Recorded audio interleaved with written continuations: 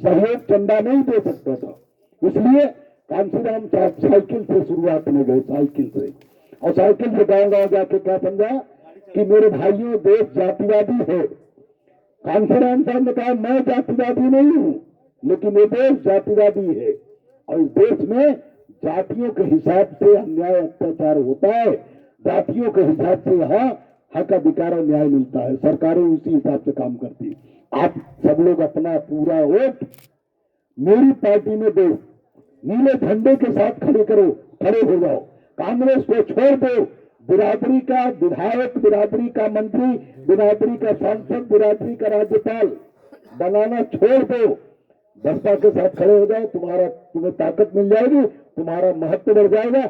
जो लोग तुम्हें अछूत करके अपमानित कर रहे हो सब तुम्हारा पैर पकड़ेंगे। आप बताओ कि जब बसपा की सरकार, बसपा मजबूत हुई तो क्या टिकट लेने कुशवाहा गए कि नहीं गए? यहाँ कुशवाहा समाज के लोग हैं कि नहीं?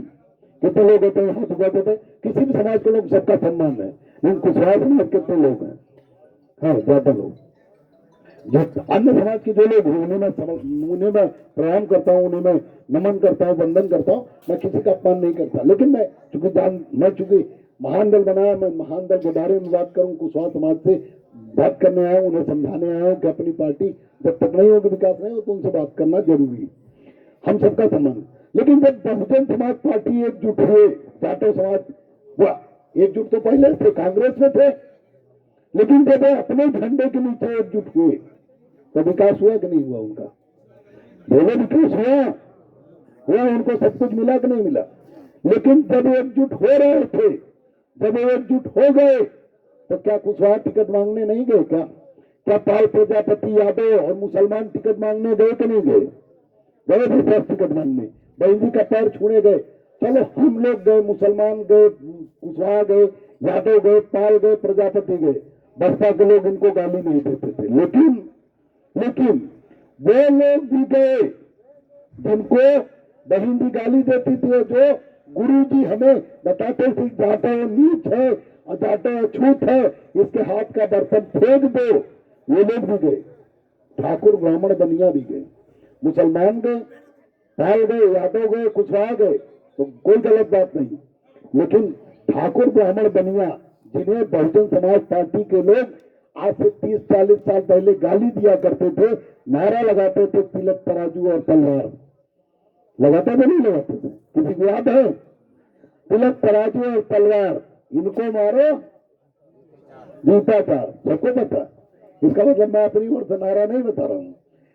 तिलक तराजू और तलवार, इनको मारो जूता चार। बहन जी ने तो नहीं, मैंने सुना, लेकिन बर्ता के नीचे के पदाधिकारी ये नारा लगाते थे।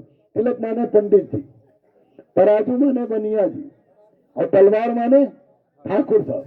इनको बिना गुनाह के, मैं नहीं कह रहा हूं, ये बसपा के लोग कहते थे कि इनको मारो चार जूता चार।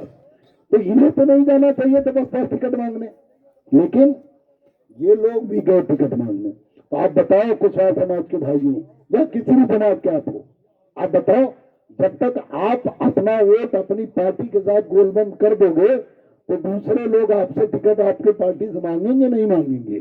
ताकत बढ़ेगी कि नहीं बढ़ेगी?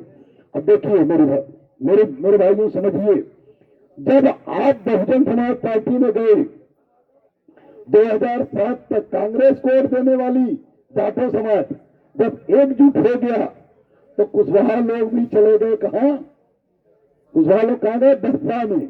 और बसपा में जाटो समाज के साथ साथ दूसरे सबसे बड़ी उत्तर प्रदेश की बिरादरी मुसलमान समाज का वोट सबसे ज्यादा, एक जाति के हिसाब से नहीं, तो धर्म के हिसाब से कितना वोट है? 18%, लगभग 17%, 18%। उत्तर प्रदेश में पूरे देश में 15% है और 85% हिंदू और 15%, 14% कुछ मुसलमान है, सिख है, पंजाबी, लगभग 82% हिंदू। लेकिन ये धर्म के हिसाब से 14, हिंदुओं में सबसे ज्यादा संख्या जाटो समाज की 15% और दूसरे नंबर पर कुशवाहा समाज की संख्या 14%। 15 उनका, 14 आपका। यही वोट आप बताओ 2007 के पहले कुशवाहा समाज पूरा अपना वोट बहुजन समाज पार्टी को देता था कि नहीं देता था? बोलो देता था? तो ताकत मिली, हमें मिली क्या?